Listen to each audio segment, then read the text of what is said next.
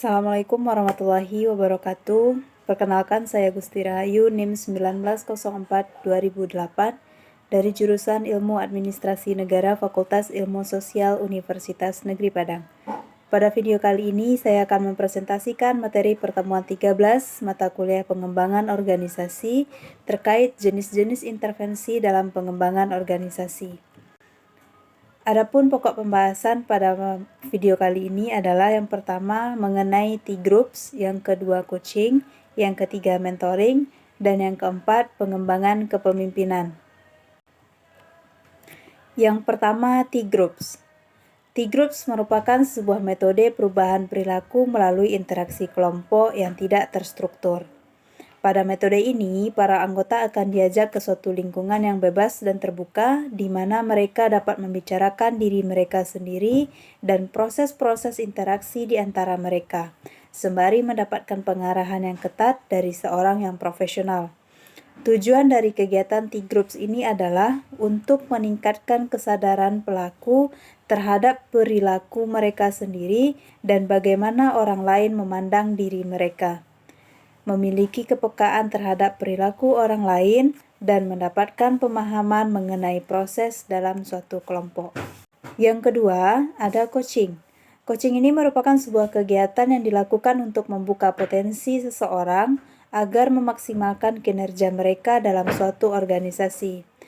Adapun 3 alasan pentingnya melakukan kegiatan coaching ini adalah: yang pertama, kegiatan coaching itu memberikan stimulasi sehingga memunculkan kesadaran ide, pemikiran, dan kreativitas dalam menemukan sebuah solusi yang kreatif dan inovatif. Yang kedua, coaching itu dapat menumbuhkan rasa percaya diri dan sikap positif yang ada di dalam diri karyawan untuk sebuah organisasi. Dan yang ketiga, coaching ini memunculkan rasa memiliki yang tinggi terhadap suatu ide, target kinerja, strategi, dan taktik yang muncul dari dalam diri seseorang untuk berdedikasi penuh terhadap suatu organisasi. Adapun tahapan-tahapan dalam melakukan kegiatan coaching ini adalah: yang pertama, kegiatan coaching harus mendapatkan dukungan dari seluruh level pimpinan manajemen yang ada di dalam organisasi. Hal ini sebagai dasar menjadikan pimpinan sebagai coach untuk mengoptimalkan kinerja karyawan. Yang kedua, mendorong setiap pemimpin untuk menjadikan coaching sebagai salah satu indikator kinerja dalam mengelola bawahannya. Dan yang ketiga, mengembangkan kegiatan coaching sebagai bagian dari talent management untuk mengoptimalkan potensi dan kompetensi calon pemimpin yang disiapkan oleh bagian kepegawaian. Yang ketiga, ada kegiatan mentoring. Mentoring ini merupakan strategi yang berdampak untuk mengembangkan, melibatkan, dan mempertahankan karyawan. Program mentoring ini, apabila dilakukan secara efektif, akan memberikan dampak terhadap pengembangan dan perbaikan sebuah organisasi. Adapun manfaat yang dapat diperoleh dari kegiatan mentoring ini adalah: yang pertama, membantu dan melatih karyawan baru. Yang kedua, membangun kepemimpinan, interpersonal, dan pengembangan keterampilan untuk karyawan senior dan junior. Yang ketiga, membantu karyawan terhubung dengan rekan kerja mereka. Yang keempat, berkontribusi pada budaya kantor yang dinamis. Dan yang kelima, membangun loyalitas karyawan. Adapun jenis-jenis program dari mentoring ini adalah: yang pertama, pendampingan kelompok, di mana satu mentor memberikan mentoring terhadap beberapa orang. Yang kedua, peer mentoring, yaitu merupakan hubungan mentor dengan orang yang diberikan mentoring adalah berada di level pekerjaan atau level jabatan yang sama. Yang ketiga, pendampingan terbalik, artinya seseorang karyawan senior bertindak sebagai mentee atau orang yang diberikan mentoring, sedangkan karyawan junior bertindak sebagai mentor. Tujuannya adalah untuk mengenalkan hal-hal yang baru seperti perkembangan teknologi. Yang keempat, pendampingan tim. Di sini beberapa mentor bekerja sama untuk memberikan mentoring dan menyumbangkan pengetahuan. Dan yang kelima, pengawas. Dalam hal ini, hubungan mentor dengan mentee itu bersifat klasik atau satu-satu, di mana panduan mentoring itu diberikan secara terstruktur. Yang keempat, pengembangan kepemimpinan. Pengembangan kepemimpinan merupakan sebuah proses meningkatkan kemampuan individu untuk tampil dalam peran kepemimpinan dalam sebuah organisasi.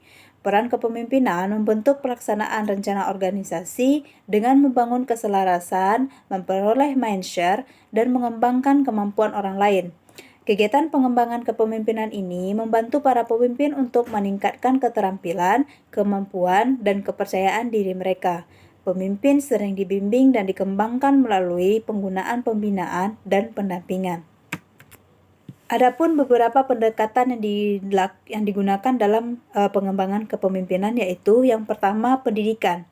Artinya, esensi pengembangan produk, layanan pelanggan, pemasaran, dan operasi bisnis dapat dipelajari melalui buku, kuliah, kursus, atau kegiatan lainnya. Pendidikan dalam hal ini membantu para pemimpin untuk mempelajari hal-hal yang baru dan hal-hal yang dianggap penting untuk sebuah pekerjaan. Yang kedua, pengalaman. Dalam hal ini, pengembangan kepemimpinan tentunya membutuhkan pengalaman dari dunia nyata, seperti melakukan sebuah proyek. Dan yang ketiga, exposure. Exposure di sini artinya Departemen Sumber Daya Manusia melakukan dan mendukung mengembangkan pemimpin melalui pembinaan dan pendampingan. Bisa dilakukan melalui suatu pendidikan atau latihan atau diklat. Dan yang keempat, evaluasi. Dalam hal ini, komponen yang paling penting dalam mengembangkan pemimpin adalah evaluasi, di mana melalui evaluasi maka akan jelas area mana saja yang perlu dilakukan pengembangan. Adapun penerapan pengembangan kepemimpinan, yang pertama pelatihan formal seperti melakukan lokakarya dan kursus yang ada di tempat kerja. Yang kedua, kegiatan pengembangan ini diintegrasikan ke dalam tugas-tugas operasional yang sedang berlangsung atau dilakukan secara bersama-sama. Dan yang ketiga, kegiatan swadaya, yaitu kegiatan perawatan dan inisiatif individu untuk mengembangkan diri mereka melalui sebuah kursus, kegiatan membaca, maupun tutorial online. Demikianlah materi pada pertemuan 13 kali ini. Terima kasih atas perhatiannya. Salah dan kurangnya saya mohon maaf. Saya akhiri. Assalamualaikum warahmatullahi wabarakatuh.